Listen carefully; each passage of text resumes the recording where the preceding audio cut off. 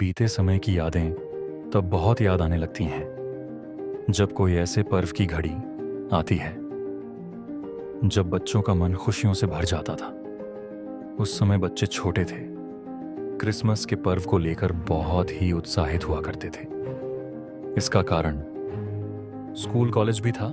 एक बार एक कॉलेज में सभी दोस्तों में बातें होती हैं कि इस बार बहुत अच्छे से क्रिसमस मनाने का मन हो रहा है। दिव्या ने बड़े उत्साह से रिया से कहा, पर रिया कुछ अनमनी सी दिखाई दी, जैसे उसे पढ़ाई के अलावा कुछ अच्छा न लगता हो।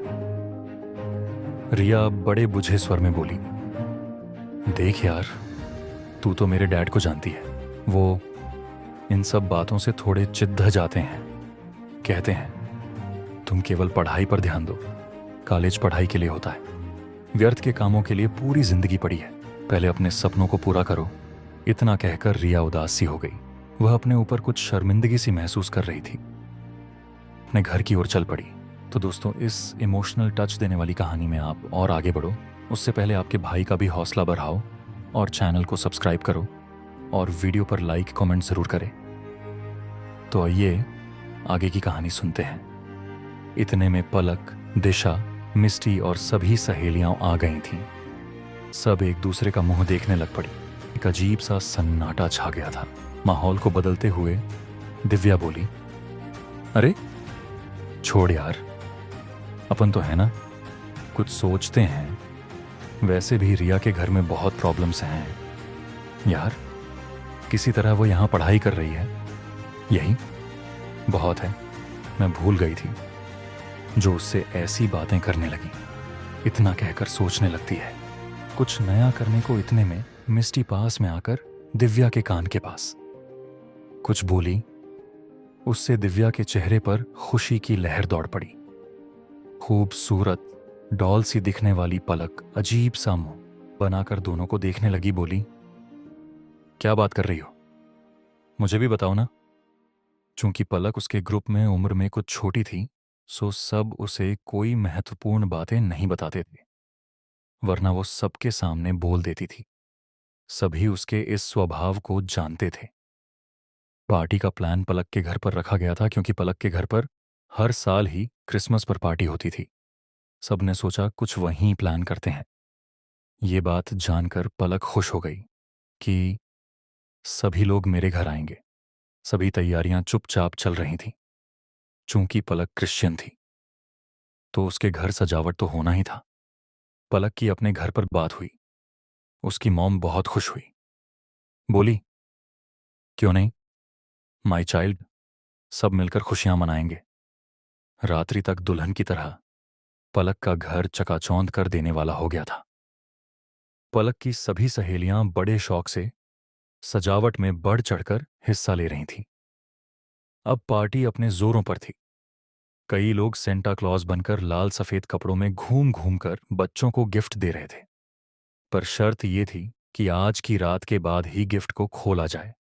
सभी खुश थे। अचानक पलक का ध्यान अपने प्रिय सहेली दिव्या पर गया। वो कहीं दिखाई नहीं दे रही थी। सभी उसे ढूंढने लगीं। बोली, सजावट के इस समय तक तो यहीं थी, पर अब कहाँ चली गई। इतने में दिशा ने भी कहा, अरे मिस्टी भी नहीं दिखाई दे रही। फिर सब म्यूजिक की धुन पर डांस करने लगीं। यह सोचकर कि दोनों अपने घर चली गई होगी, क्योंकि दिव्या और मिस्टी का घर दूर था और सभी सहेलियां अड़ोस पड़ोस की थीं। इधर दिव्या और मिस्टी सेंटा क्लॉज के कपड़ों में रिया के घर पहुंची। बेल बजाई। बेल के बजते ही रिया की मां बाहर आईं। रफ आवाज में बोली, क्या है, क्यों आए हो यहां। दिव्या और मिस्टी के हाथ में बड़े से पैकेट को देखकर फिर उसी लहजे में बोल पड़ी, यहां हम लोग ये सब नहीं मनाते, जाओ यहां से। अंततः दिव्या को बोलना ही पड़ा कि रिया के लिए उसकी सहेलियों ने ये गिफ्ट भेजा है। इतने में रिया सामने आ गई। गिफ्ट हाथ में लेती हुई सोचने लगी, किसने भेजा होगा। सोचते सोचते बोली, जिसने भी भेजा हो उसे ही दे देना, मैं किसी से गिफ्ट नहीं लेती। ना कहकर उसकी आंखों में आंसू भर आए। रिया की माँ ये सब देख रही थीं। उनकी समझ में नहीं आ रहा था कि वह क्या करें। दिव्या और मिष्टी से यह देखा नहीं गया और झट बोल पड़ी, हैप्पी क्रिसमस, हैप्पी क्रिसमस।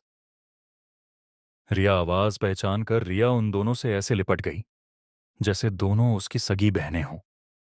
आंखों से खुशी के आंसू छलक पड़े।